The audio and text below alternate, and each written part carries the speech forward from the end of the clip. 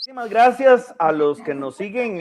Creo que es el séptimo podcast de Sustainability. Hoy nos acompaña un gran amigo que tengo la dicha de conocer hace ya bastante tiempo y que de alguna manera compartimos la pasión por no extinguirnos y la pasión por la academia, porque bueno, Jaime trabaja en el INCAE, es parte de sus casas o su centro de operación, el Centro Latinoamericano para la Competitividad y el Desarrollo Sostenible, el CLACS, el INCAE como tal, la cátedra, el Índice de Progreso Social, un proyecto muy hermoso que Jaime lleva a cabo para la región y para el mundo.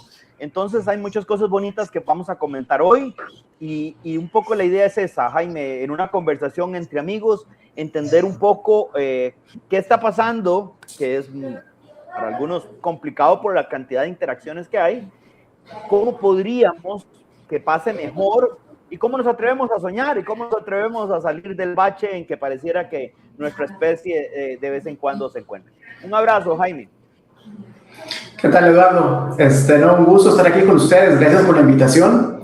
Y bueno, para conversar de estos temas, y me encantó eso que dices de atrevernos a soñar, porque yo creo que algo que ha caracterizado la evolución del ser humano ha sido justamente eso, atreverse a soñar lo que no tenemos, construir nuevos mundos, salir del lugar donde estamos, y así es como hemos logrado crear también un mundo y una civilización que ha tenido grandes logros y que esos grandes logros también han traído grandes retos, y así es donde nos encontramos hoy, con un mundo en donde podemos tener esta conversación a distancia, pero que al mismo tiempo también tenemos emisiones en la atmósfera que nunca habíamos tenido como seres humanos, con un clima también que no terminamos de entender, y entonces tenemos estas grandes paradojas, pero que todas iniciaron con ese primer homínido que se atrevió a soñar, y bueno, aquí estamos.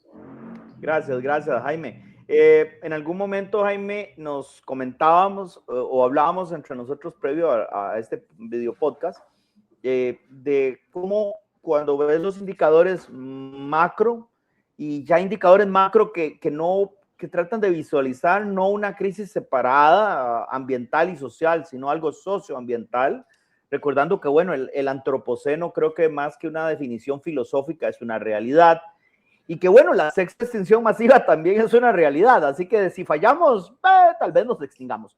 Pero como no vamos a fallar, porque además de estar soñando, creemos en nuestras capacidades y en las capacidades unidas. Yo soy amante de las sinergias, me conoces, y entonces de alguna manera cuando nos unimos las buenas voluntades, que es un poco la historia de este Council de Sustainability, ¿cómo vemos esos indicadores, Jaime? ¿Qué visión tienes de ese planeta que para muchos es simplemente un periódico o una red social, pero para vos llevas años? Tal vez si nos contás un poquito también del índice, de su origen y de cómo lo has visto en el tiempo, que es un poco esa visión tan rica que hoy nos compartes.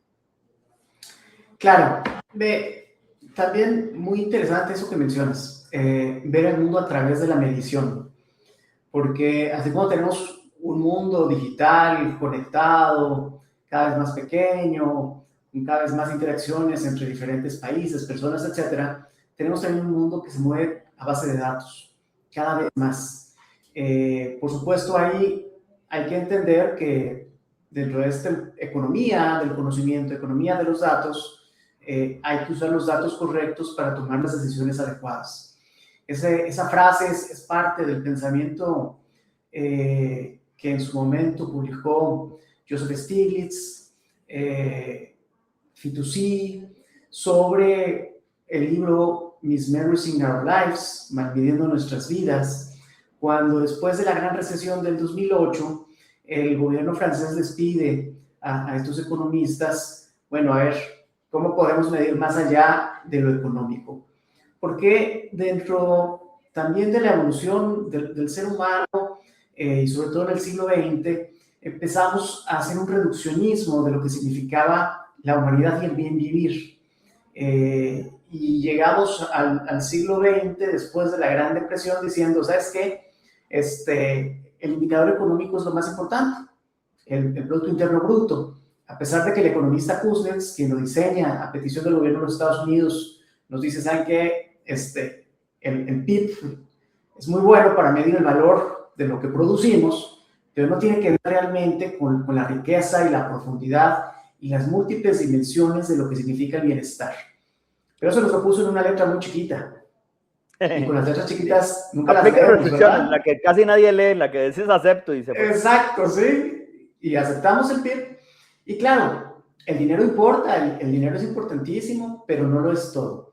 Y es ahí donde el movimiento Beyond GDP surge y el índice de progreso social es una de esas herramientas que me ayudan a complementar lo que el dinero no puede medir.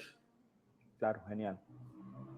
¿En qué año, Jaime, perdón, en qué año él propone el Producto Interno Bruto? ¿Te acuerdas? Perdón.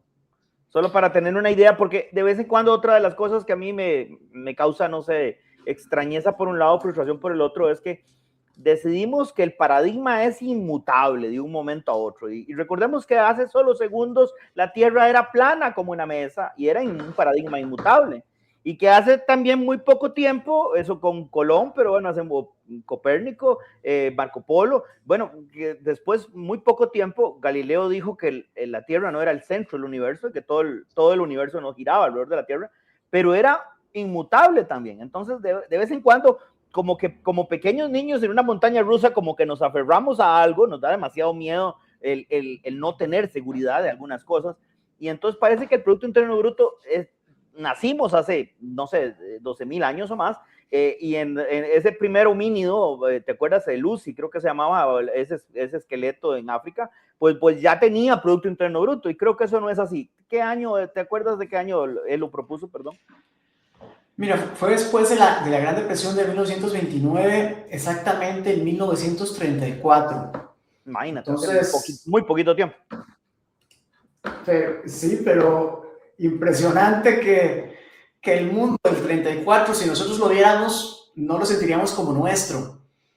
Así es. Porque el mundo ha cambiado demasiado. Sí, entonces, claro. Seguimos pensando con muchos de esos estructuras mentales y sociales que no necesariamente aplican ahora. Sí, claro. Estaba justo contándonos el Beyond GDP, por favor. Gracias. Disculpa la interrupción.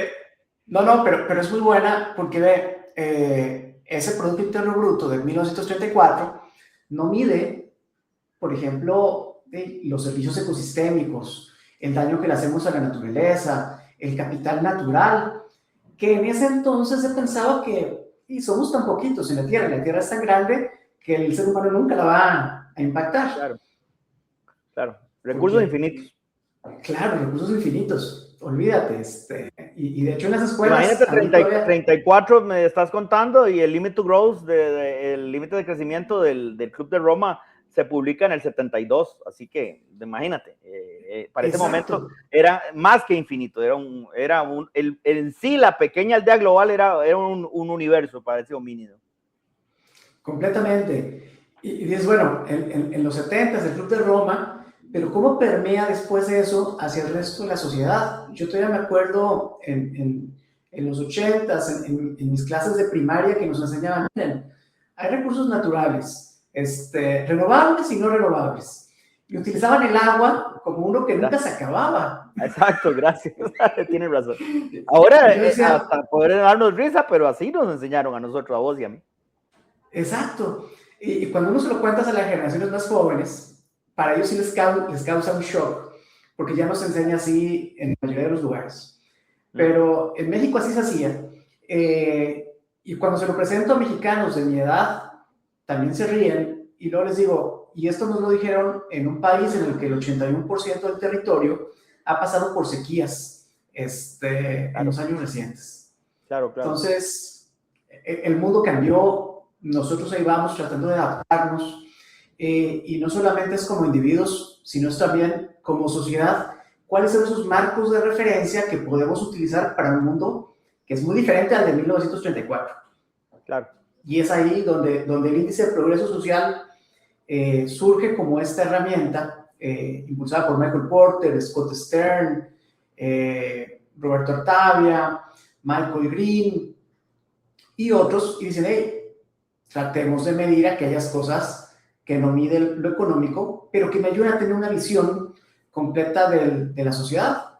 nutrición, sin duda, educación, Claro. por supuesto, pero ¿qué tal también las instituciones, los derechos, la inclusión, cómo estamos en calidad ambiental, en seguridad, que es tan importante, en acceso a información y comunicaciones en un mundo digital e hiperconectado? Entonces, se creó una medición de 12 componentes que utiliza diferentes indicadores, casi hasta 60 indicadores a nivel global, para poder entender qué es lo que está pasando más allá de la parte económica. Claro. ¿A partir de cuándo comienza a correr el índice, Jaime? Esa es muy buena pregunta, Eduardo. La fecha oficial se lanza en el 2013 con 54 países como una versión piloto. Después, en el 2014, cuando yo entro a trabajar con ellos, con el Social Progress Imperative, que es esta organización global que se encarga del índice, lo lanzamos para 168 países. Hoy ya cubrimos 170 países, casi el 97% de la población mundial, pero hicimos un esfuerzo de medirlo retroactivo. Primero desde el 2011 hasta el 2023, 24, 25, lo hemos mantenido así, pero con la revista The Economist hicimos todo un esfuerzo más. Lo medimos desde 1990 hasta la fecha. Entonces, interesante, lo mediste antes de que incluso el propio índice hubiera arrancado como tal. Exacto, entonces tenemos una medición pues de 30 y tantos años que ya nos permite ir viendo algunas tendencias estructurales a nivel regional y a nivel de los países. Es precisamente en esas tendencias, Jaime, porque la especie, tenemos como corta memoria. A mí me gusta, disculpen, recalcar esto un poco, no solo de lo de la mesa de Cristóbal Colón, sino también para nosotros era imposible hacer un sueño distópico. Bueno, no estoy seguro que es sueño o pesadilla. Pensar, por ejemplo, que las grandes ciudades del mundo iban a estar vacías o que todos los aviones del mundo iban a estar en tierra. Eso era como de una película.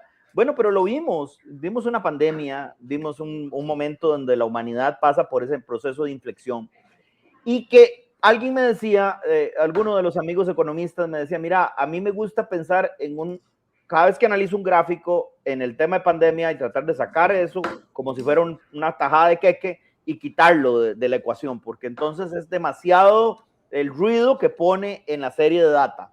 Pero más allá de si técnicamente pudiera ser o no ser pertinente eliminar pandemia, ¿cuál ha sido ese desarrollo que es mucho más rico? Gracias, Jaime. Yo espero que las personas que nos están viendo y escuchando puedan estar tan apasionadas por el tema como lo estoy yo. Ahora nos dices que desde el 90 ya lo estás corriendo, entonces esas son tendencias muy duras que inclusive grandes ruidos como podría ser pandemia podrían ser parte de la curva de mejor ajuste. Entonces, ¿cómo mides este mundo en el segundo cuarto del siglo XXI? ¿Cómo lo ves, Jaime? ¿Cómo se ve en el índice, más bien? ¿O cómo se mide? ¿Cómo son los resultados de esos indicadores? ¿Estamos mejorando ese bienestar? ¿Estamos desmejorando? ¿Y cuáles son las tendencias de los principales indicadores? Lo que podemos ver desde 1990 hasta la fecha, y mejor, más bien hagámoslo así, desde 1990 hasta la pandemia, tuvimos un crecimiento alto de progreso social, principalmente motivado porque mejor nutrición y cuidados médicos básicos ha funcionado bastante, la disminución de la pobreza, sobre todo pobreza extrema, y estoy hablando del promedio mundial, en los grandes países, China, India, que son los que más se han beneficiado del crecimiento económico, de la integración de los mercados, justo en esos últimos años del siglo XX y principios del siglo XXI. Un crecimiento también muy fuerte en acceso a información y comunicaciones, la infraestructura, agua y saneamiento, un acceso también muy fuerte en educación básica, particularmente educación primaria, esto a nivel global, mayor acceso también de las mujeres a educación primaria y educación secundaria, mejores condiciones de salud, Eso también se ha visto una mejora, mejores accesos de electricidad y mejores condiciones materiales de la vivienda en promedio. Esos son los componentes que más han mejorado a nivel promedio global desde 1990 hasta la fecha. ¿Qué tienen en común todos ellos? Bueno, si se fijan, hablé agua, electricidad, acceso a comunicaciones, clínicas de primer nivel, si lo queremos ver así. Son componentes donde el ingreso puede comprarme esas características. Y ahí sí ha habido una mejora sustancial en las condiciones de vida de las personas. Eso prácticamente en todos los países. Entonces, sí ha estado mejor el mundo. Eso se ha mantenido incluso después de la pandemia. Vivimos mejor ahora que hace 40, 50 años en esas condiciones. Pero la pandemia sí fue un shock de múltiples dimensiones. Yo creo que todavía no terminamos de dimensionar la magnitud de lo que significó la pandemia, más allá del excedente de muertes, más allá de las anécdotas, más allá incluso del impacto económico, que en algunos países de América Latina, por ejemplo, en Panamá, llegó a ser hasta el 19% la caída del Producto Interno Bruto de un año en otro durante la pandemia. En Ecuador fue del 14%, en Perú fue del 15%, en los que menos hubo caída fue en Costa Rica, creo que fue una caída del 4 o 5%, pero fue un shock importantísimo a nivel mundial. Pero económicamente, si tú ves la línea del Producto Interno Bruto, ya nos recuperamos. Económicamente, a nivel global, en promedio, ya la parte del Producto Interno Bruto global que había bajado por la pandemia, ya se recuperó. Ya estamos otra vez en el track creciendo. Y eso prácticamente en casi todos los países. Donde no, es en el progreso social.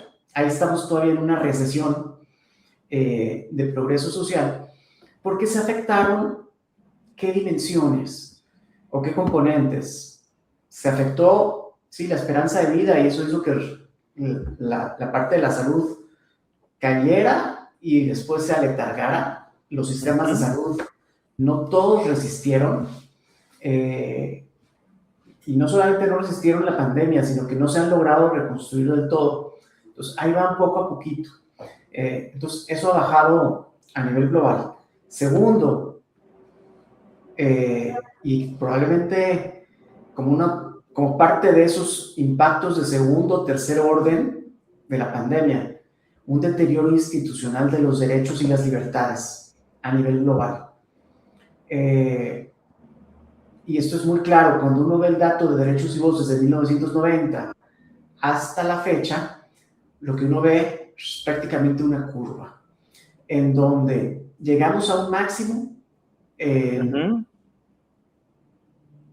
por ahí del 2012, nos mantuvimos en ese punto máximo, creciendo poquito, medio estables, y después de la pandemia vino la bajada. Podría ser, sí, dispensa. No, se me ocurre, dispensen a Jaime, que es muy buen amigo, y a los amigos que nos escuchan o nos ven, por mis sesgos de confirmación posiblemente, pero vamos a ver, cuando hablas de una disminución en sistemas de salud, estamos claros que tuvimos una inversión adicional que nadie tenía planteada, el tema de vacunas, etcétera, todo lo que eran, bueno, incluso, hasta las bolsas, ¿se acuerdan? El miedo que nos daba a decir que, bueno, vienen tantas bolsas mortuorias para poner gente o fosas comunes, ese tipo de cosas. Pero pregunta, porque hay dos factores que podrían eventualmente ser parte de la explicación del por qué. En la parte de salud, ¿existirá, Jaime, alguna relación o correlación entre el envejecimiento de la población? Porque recordemos que hay una inversión de la pirámide poblacional, ¿verdad?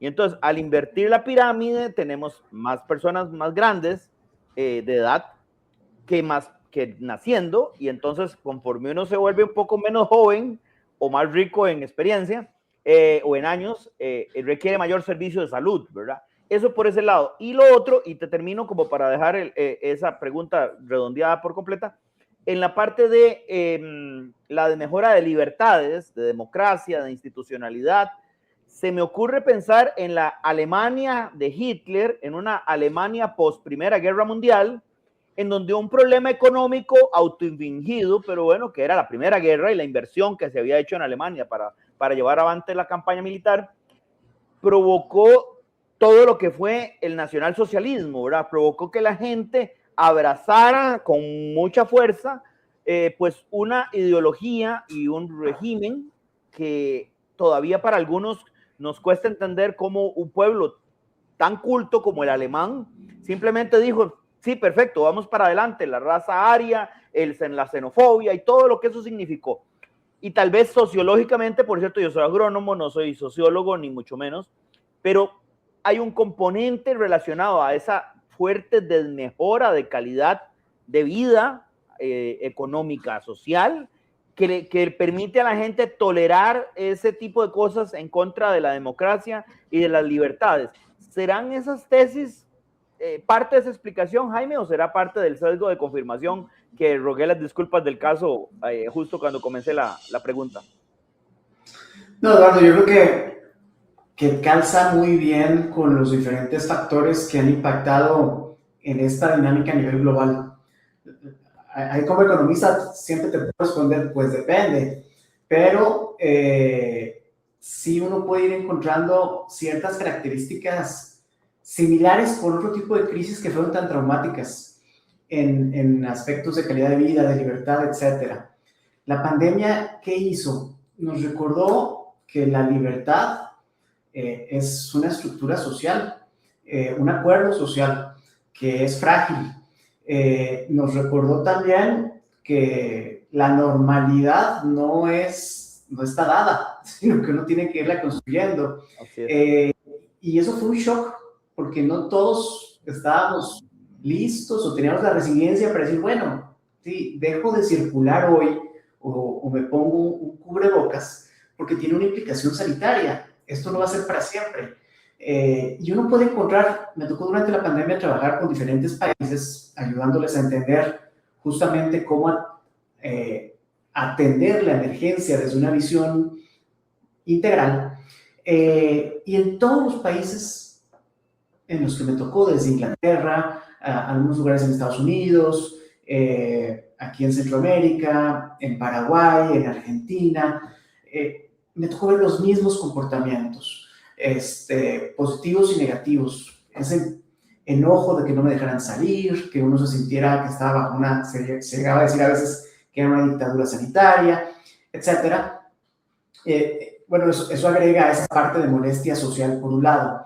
Por otro lado, sí, los gobiernos, todos se vieron afectados económicamente porque había menos actividad económica y entonces había menos impuestos, menos dinero recaudado, pero había más gastos. Entonces eso también tuvo sus implicaciones.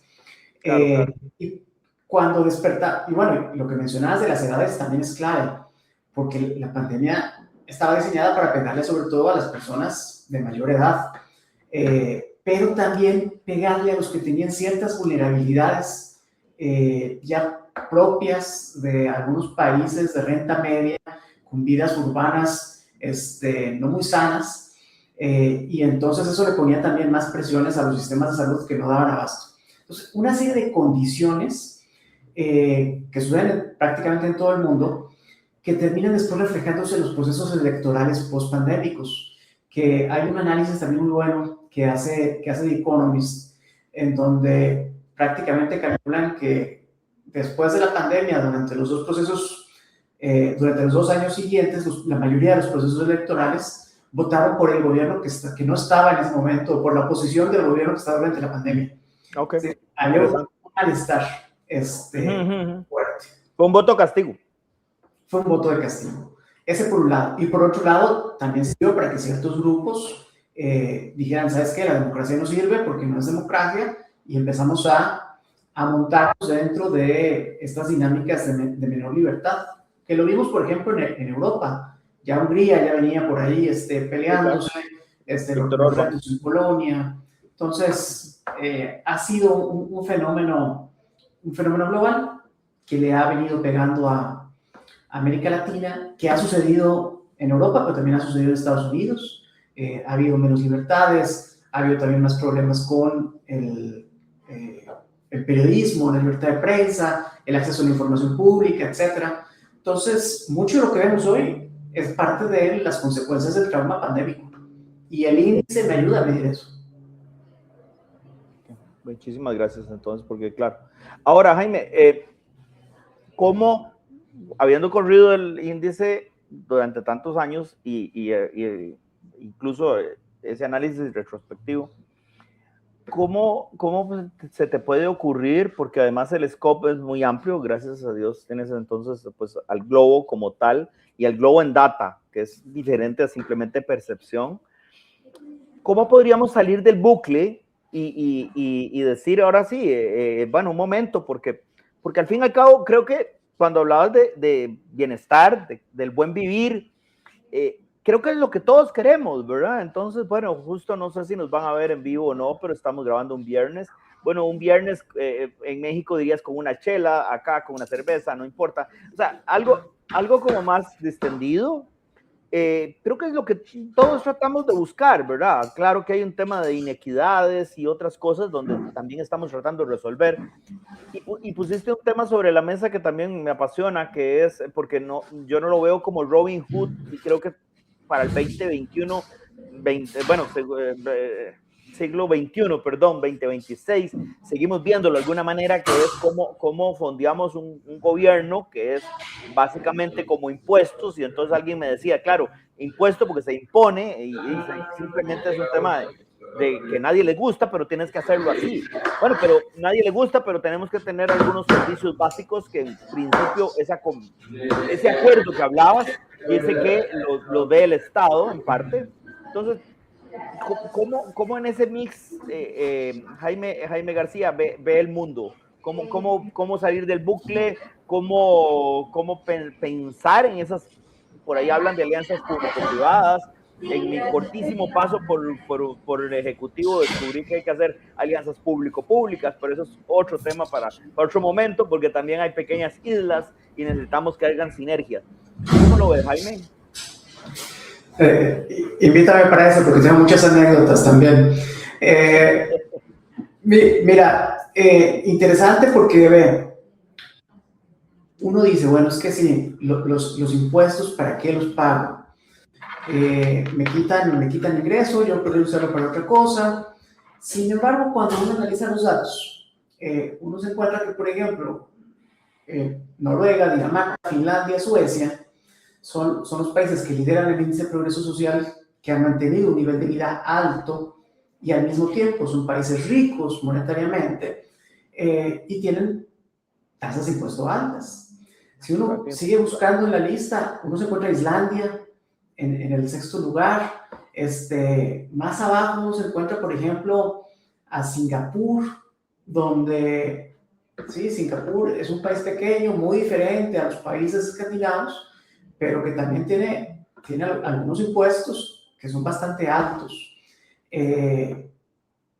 ¿Por qué allá sí funcionan y acá nos quejamos? Porque quizás la pregunta no es cuánto de impuestos, sino qué me están comprando realmente esos impuestos, que es ahí donde quizás hemos fallado. ¿Por qué? Porque sí, allá pago impuestos, pero estoy recibiendo educación de altísima calidad. Lo que explica el alto progreso social de estos países es alta educación, sistemas de salud de primer nivel, la infraestructura no falla. En Islandia, que pasa la mitad del año prácticamente bajo nieve, uno encuentra, tiene una carretera que le da la vuelta a la isla, que la carretera está calentada con energía geotérmica, porque ellos tienen allá muchos volcanes, y entonces tiene calefacción la carretera. Así Noruega también hace lo mismo. Entonces, claro, eso uno lo paga con sus impuestos. En educación, la educación pública en Finlandia es de primer nivel, y más bien la educación privada tú no quieres ir ahí. En Singapur, necesitas un permiso especial para ir a educación privada, porque lo que se te ofrece es educación pública, que es también de altísimo nivel, y tú, si quieres educación privada, no solamente pagas extra, sino más tienes que pedir un permiso para salirte del sistema educativo. Y lo mismo pasa con la salud. Entonces, es hablar de la eficiencia del Estado, lo que tú mencionas. Alianzas público-privadas para hacerlo más eficiente, alianzas también público-públicas para hacerlo más eficiente. Y al final, mucho de lo que vemos de ese desencanto por la democracia, que sí se puede medir, y el Latinobarómetro lo ha medido año con año en América Latina, en donde a veces nos encontramos, en Costa Rica, por ejemplo, hasta un tercio de la población que dice que le daría igual tener una democracia, siempre y cuando lo que llegue me resuelva mis problemas. Y eso es lo que hemos visto en general a partir de alrededor del mundo. Yo quiero que un gobierno que me resuelva mis problemas. Y es ahí donde tenemos que pensar fuera de la caja. Si el gobierno tiene debilidades, si el gobierno no tiene los recursos, ¿cómo podemos repensar entonces el bien público a partir de un mundo que es muy diferente al de 1934? Entonces, claro, es parte también de lo que uno puede encontrar de soluciones o de propuestas de solución, obligarnos a replantear qué significa el Estado, el gobierno y el ser ciudadano en un mundo como el del siglo XXI. Jaime, en alguna parte, y disculpa porque esto no es pregunta de truco, sino de olvido, ya el Alzheimer me juega en contra, bueno, primero Dios, Alzheimer no, pero por lo menos sí olvido.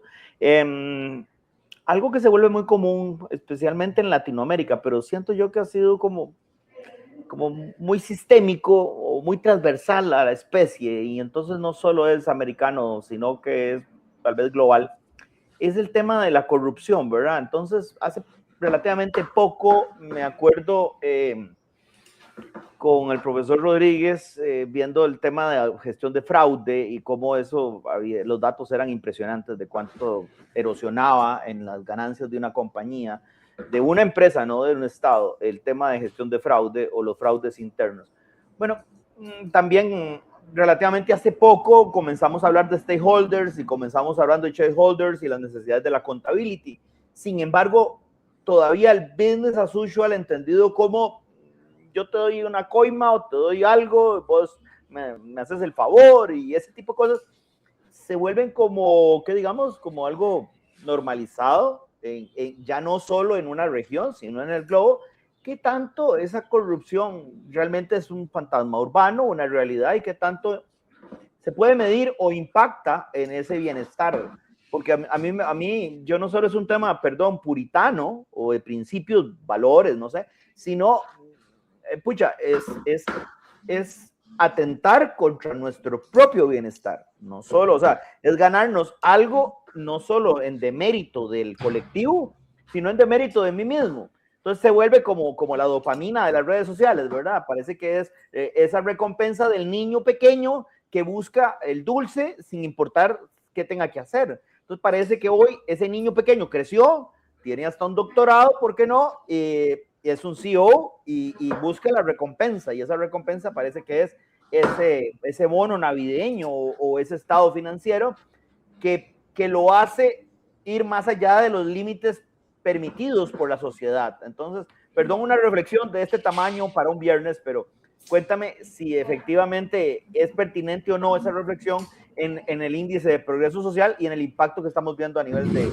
humanidad y de globo o de orbe. No, es sin duda, Eduardo. Nosotros incluimos el índice de percepción de la corrupción de Transparencia Internacional dentro del índice de progreso social. Anidado en la parte de derechos y voz, que es uno de los componentes de la dimensión de oportunidades. Utilizamos este índice primero porque me da una visión global, cubre a los 170 países con los que nosotros medimos el IPS, pero segundo porque también es difícil medir la corrupción de manera más monetaria, por decirlo de una manera, en una escala global. Es un fenómeno que tiene su cifra gris, que es difícil mapear, etc. Tiene sus complicaciones. Pero el índice de corrupción de Transparencia Internacional es bastante bueno, en la medida en que me ayuda a medir los entornos y sus niveles de corrupción.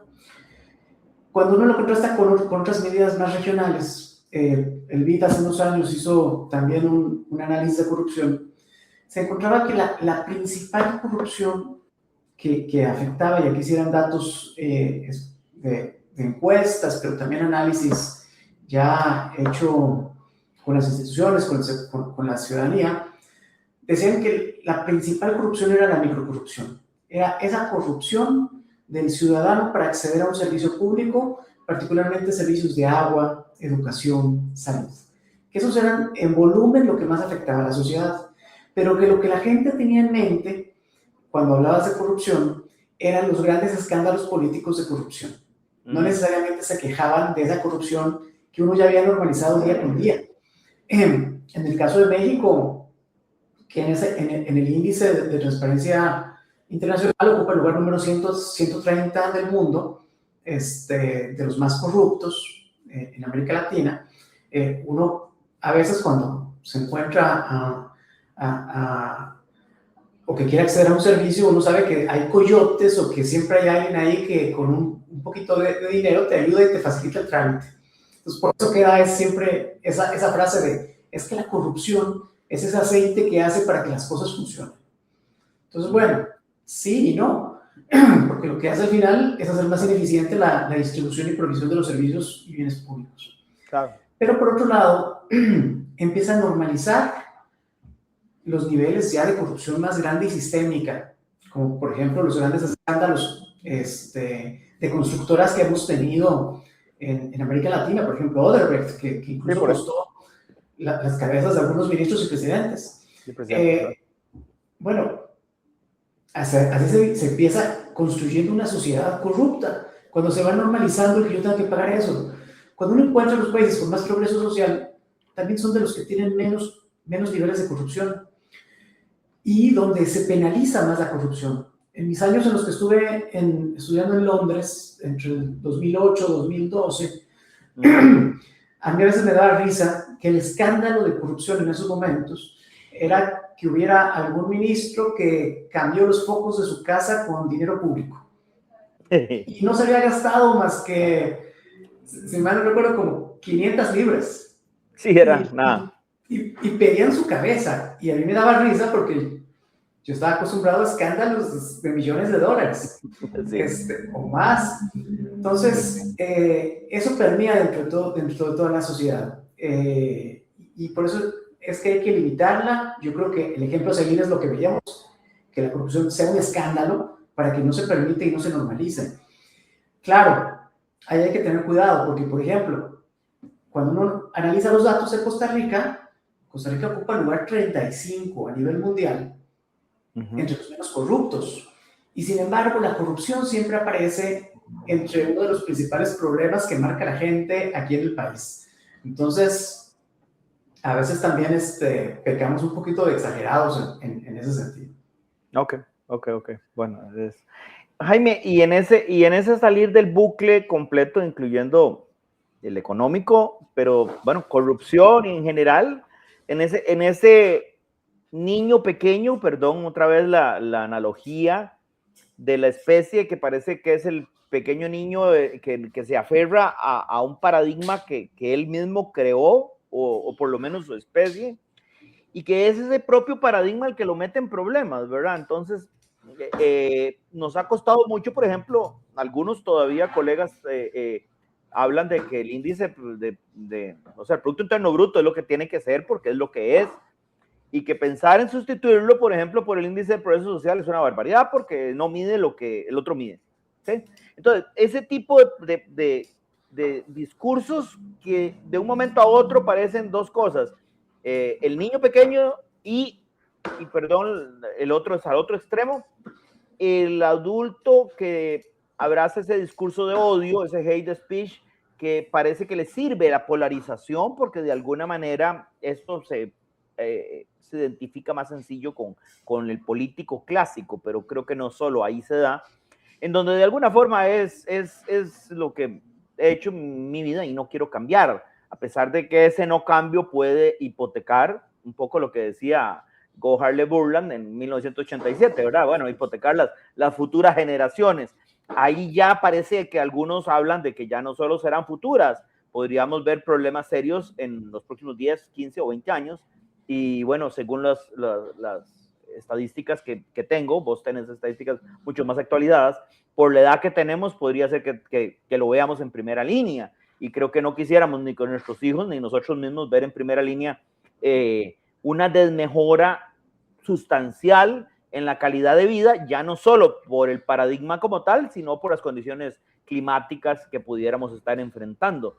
Entonces, ¿cómo puede, para ir cerrando, porque por Dios que aquí podríamos seguir por días, bueno, en mi caso, disculpa, porque además de estimarte, de apreciarte mucho y de nuestra amistad, creo que es una conversación que al menos a los dos nos apasiona, espero que a la mayoría también puedan estarnos siguiendo con esa misma pasión. Pero, ¿cuál podría ser esos primeros visos de esperanza, de sí se puede, Jaime, de sí podemos salir del bucle, sí podemos solventar nuestras propias miserias como la corrupción, y sí podemos generar esa posibilidad no solo de sobrepasar los problemas actuales, sino eventualmente darle sostenibilidad? Por eso creo que, por cierto, disculpa, no le expliqué a las personas que nos escuchan y nos ven, el sustainability no fue un error ortográfico, no fue que era una U y es una O, sino que pretende precisamente llamar la atención del SOS como llamada de emergencia aceptada a nivel global. ¿Cómo ves eso, Jaime? ¿Cómo nos puedes dar ese mensaje de esperanza que, además, conociéndote, y aquí hago la aclaración para las personas que no tienen el gusto de conocerte, no es un mensaje de esperanza solo para ser positivo y nada más? Estoy seguro que como economista y como apasionado de la información y del manejo de esta, es fruto también de esa experiencia y de lo que estás viendo y has visto. Gracias, Eduardo. Hay una parte, cuando uno analiza los datos del índice de progreso social, que llama muchísimo la atención, que ha sido la parte de la dinámica del componente de acceso a información y comunicaciones.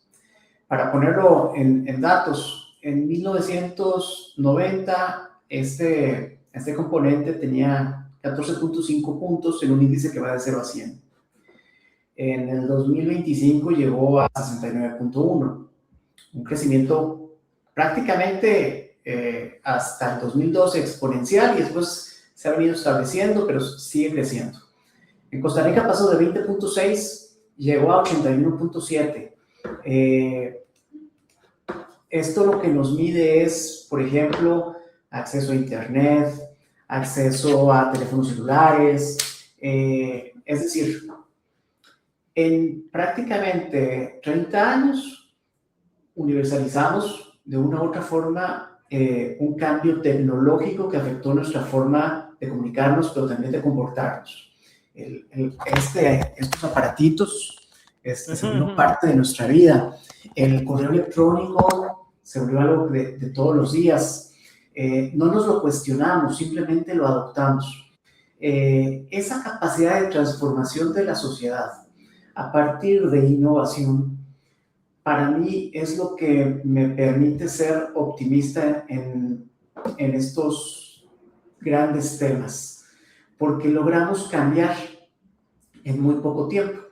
Si enfocamos esa innovación, esa creatividad, esa inversión en los grandes temas fundamentales que afectan y atentan contra la calidad de vida de nosotros en el mañana, yo creo que sí nos podemos organizar para hacer un cambio a las tendencias que hoy estamos viendo, sociales y ambientales.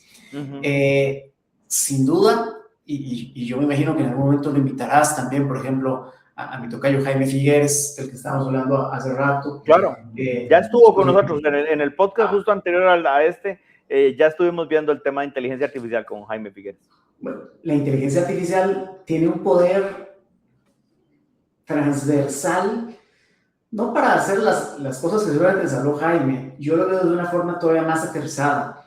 Nos puede ayudar a disminuir la brecha de comunicación entre la ciencia y los ciudadanos que estamos metidos en esto día a día. ¿Y por qué lo digo? Porque todos los científicos, todos los expertos estamos de acuerdo en hacia dónde vamos, pero si tú haces estas preguntas a la mayoría de las personas que no están en esto, te van a decir, no, no es cierto, No, yo no lo he visto. Nos está costando trabajo bajar desde lo técnico hasta lo ciudadano. Y no puedo pedirle a un científico que de repente me haga un TikTok o que me traduzca los términos a que los entienda alguien, por ejemplo, con educación secundaria. Entonces, esta inteligencia, este instrumento nos puede ayudar, si lo usamos bien, para aprender a comunicar a diferentes públicos de forma más sencilla y recuperar algo por lo que iniciamos al principio, que es tener ese espacio común donde todos compartimos experiencias, dinámicas, y que nos permiten entonces organizarnos como sociedad para atender los grandes retos que atentan nuestra existencia. Entonces, en ese sentido, soy bastante optimista. Muchísimas gracias, porque yo creo que como les había presupuestado, la respuesta es técnica, pero es una respuesta optimista. Y para finalizar, Jaime, en esa adopción de tecnología, me fascina tu óptica de cómo ver la inteligencia artificial generativa como ese catalizador y de alguna manera como ese traductor de términos que nos permitan hacer match entre diferentes silos, porque a veces creo que nos evangelizamos o hablamos dentro de la comunidad académica, los científicos, los economistas, los políticos, la sociedad civil, y tenemos que tener claro que tenemos un reto por el frente que es transversal a todos y que por lo tanto sacar lo mejor de cada uno es clave. ¿Cuál sería ese consejo para la persona que nos está viendo y que quiere de alguna manera aportar, Jaime? Aportar, no en este caso done al 1-800, sino ¿cómo puedo aportar uno a uno? ¿Cuál para alguien viéndolo desde esa sombrillota enorme que tienes en el índice de progreso social y el orbe, hasta la garita o hasta tu casa cerca del INCAE o en el lugar donde habitas? ¿Qué le aconsejas a esa persona para atender a ese SOS Sustainability? O sea, a esa urgencia de hacer de un mejor planeta para todos. Mira, esa es una excelente pregunta. Yo creo que todo cambio empieza por uno. Yo sé que suena a una frase muy trillada de libros de autosuperación, pero es la verdad. Es decir, tenemos que abordar esos temas como algo personal. Y la solución también tiene que pasar por algo personal. Este no es un problema que lo resuelve el gobierno, no es un problema que lo resuelven las empresas, ni tampoco los organismos multilaterales. Esto se resuelve simple y sencillamente decidiendo día a día qué consumo, qué veo, qué leo, cómo actúo y además qué comunico. Entonces, tenemos una responsabilidad con nosotros y nuestra familia en un campo muy inmediato, con nuestros vecinos y nuestras comunidades, el no ser tolerante a si uno se encuentra basura, si uno se encuentra que algo se está quemando, es decir, aterrizar las presiones en la sostenibilidad a la vida diaria. Es parte de lo que hemos hecho, por ejemplo, y otro día podemos hablar de eso, y tú participas mucho con la red Laudato Si, en donde claro, dices, oye, aquí tenemos no solamente una visión de la Iglesia Católica viendo al cuidado de la casa común, sino cómo se transforma esto también en una acción de día a día, porque es ahí donde cuando uno empieza a ver al otro haciéndolo, en donde se empieza a normalizar el cambio, y eso es algo que tenemos que empezar por eso. Regreso a la pandemia porque es el mejor ejemplo. Cuando vimos que el vecino compraba paquetes de papel de baño, todo el mundo salió corriendo a comprar paquetes de papel de baño. ¿Recuerdas? Bueno, sí, claro. Nadie sabía por qué, pero lo hacíamos. Pero lo hacían. Entonces, bueno, podemos empezar a hacer ese tipo de acciones, comunicarlas y ojalá también tratar de educar a los otros que no estén entendiendo esos temas. Perfecto, muchísimas gracias. Bueno, yo espero que hayan disfrutado tanto este podcast, esta conversación entre amigos, porque eso es lo que es. No crean que estamos haciendo un performance, no es así. Como nosotros la hemos disfrutado. Y nada más retomando las palabras de Jaime, ese poder de uno, que parece, como decía Jaime, que es como de cliché del libro de autosuperación, pero no lo es. Y ese ejemplo, porque me fascina, Jaime nos recuerda el papel higiénico del carrito y recuerdan que no había papel higiénico, eso sí era un problema. Pero ¿por qué todos decidimos comprar papel higiénico? Es algo que hay que preguntarse. A veces el sentido común es el menos común de los sentidos y preguntarnos qué hacemos y recordar que la palabra es importante, pero recordando, Jaime, a un vecino tuyo de país, hoy vecino de nosotros también, bueno, hoy creo que vive en tu patria, está en México, Arjona, con aquella canción que decía verbo no sustantivo. Bueno, al fin y al cabo, la acción arrastra y lo que vemos en el otro, no necesariamente porque somos ese nuevo término, bueno, nuevo para mí, influencers, no porque nos vean, sino porque de alguna manera siguen siendo ese niño que ve al otro y dice, ok, tal persona pudo haber reaccionado de otra manera, pero no reaccionó así. Y entonces no botó la basura, recicló, usó responsablemente los recursos, no barrió con agua. ¿Te acuerdas, Jaime, que en nuestra juventud barríamos con agua porque era infinita? Ese tipo de pequeños cambios que hacen las grandes diferencias. Jaime, muchísimas gracias. Estoy seguro que vamos a estar en otros temas sobre este podcast de Sustainability, invitarlos para que nos sigan acompañando, que nos sigan viendo y escuchando, y ese sí se puede, y esa esperanza que no solo es de libro o de conversación o de frase cliché agradable, sino que es realmente fruto de data, porque vemos lo malo, pero vemos cosas que tenemos que rescatar, y a veces previo a esta grabación hablábamos fuera de micrófonos que a veces en Costa Rica al menos nos avergonzamos de las joyas de la abuela, pero lo que pasó en el pasado tiene también lecciones importantes para proyectarnos hacia el futuro. Jaime, muchísimas gracias y a los que nos han acompañado el día de hoy. Gracias, Eduardo, un gusto estar con ustedes.